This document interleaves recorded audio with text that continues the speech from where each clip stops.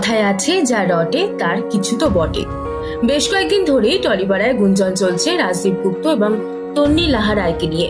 সম্প্রতি তন্নির জন্মদিনে রাজদীপ একগুচ্ছ আদুরে মাখা ছবি পোস্ট করে প্রেমের জল্পনা উস্কে দিয়েছিলেন, কিন্তু রাজদীপ জানিয়েছিলেন তিনি নাকি প্রেম করছেন না।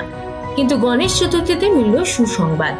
বেশ কয়েকটি সংবাদ মাধ্যম সূত্রে খবর, রাজদীপ এবং তন্নি নাকি চুটিয়ে প্রেম করছেন, গণেশ পুজো কাটিয়েছেন একসঙ্গেই। সেই ছবিও সোশ্যাল মিডিয়ায় পোস্ট করেছেন তন্নি। তন্নি ইনস্টাগ্রামে 3টি ছবি শেয়ার করেছেন।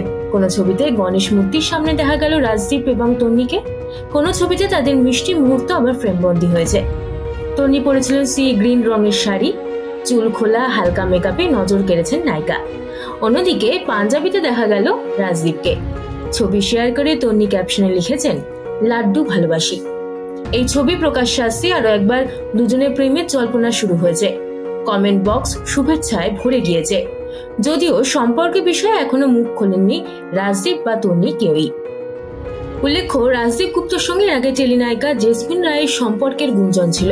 অন্যদিকে তন্নির সঙ্গে কোরিওগ্রাফার স্যান্ডির প্রেমের গুঞ্জন ছড়িয়েছিল। শোনা যাচ্ছে সেই সব নাকি এখন অতীত। রাজদীপ এখন তন্নির সঙ্গে চুটিয়ে প্রেম করছেন।